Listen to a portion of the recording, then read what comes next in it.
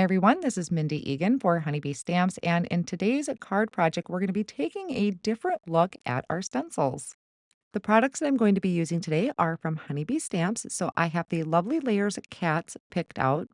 I'm also going to be using the sentiment for You've Got a Friend, and then the Wonderful Wishes stencil.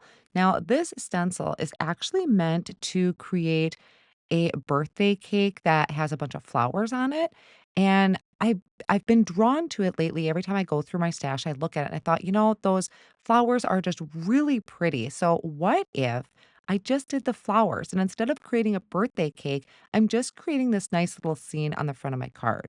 Now, all the stencils are labeled. So the first two are going to be for your leaves. It will say leaves layer 1 or layer 2. It's going to say flowers layer 1, 2, and 3. So I'm starting with the leaves.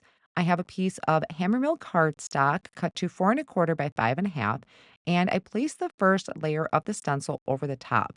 Now, because it's going to be a little tricky for me to line this up, I'm taking the stencil and I'm lining it up with the bottom of my cardstock and then holding that down with some washi tape.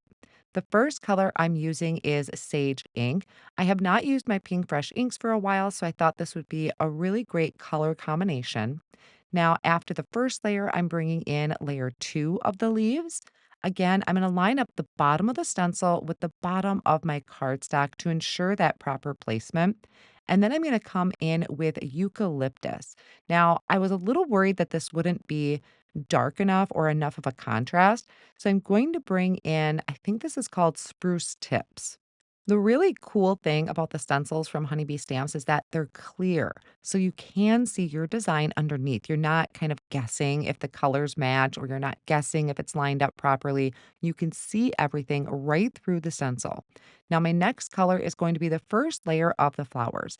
For that, I am using Cherry Blossom, and then I'll bring in the next layer for the flowers, and that one is going to be Peony. Now, I noticed that I didn't pay attention to the center of the flowers. I try to keep those more of a yellow or a brown. They are green. So I just figured that's where I'm going to use some embellishments. So after I finish that second layer, I'm going to bring in the third layer, which is going to be begonia. And you could definitely switch this up for a bunch of different colors. And because this actually went really, really quick, I'm thinking this would be really great to mass produce. Like if you did a whole rainbow of cards, maybe flowers in different shades of yellow or orange, I think it would be a really, really fun set. Now, because I wasn't really concerned with the placement of the stencil on that card front, I am going to trim this down. You could use your paper trimmer. I'm going to use the coordinating die, hold that down with my low tack tape, and trim out that design. For this sentiment, I'm using the set You've Got a Friend. It's got some really, really great friendship sentiments on there. I'm stamping this on the rest of that cardstock that I die cut another layer from, and I'll show you that in a second. But I'm going to stamp this sentiment down in intense black ink and then use that coordinating die to trim it out. Now, when I was die cutting, I trimmed out two more pieces of the sentiment so I could layer it together with a liquid glue.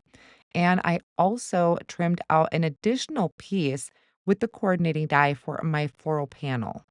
Now, if you've watched my channel before, you know that I like to add a little extra piece of cardstock behind my panels just to add the stability. It's just an absolute go-to for me. And then sometimes I decide to use foam tape and sometimes I don't. So here is what I was planning out for a card design, but I wanted to add just a little bit of something extra to the background.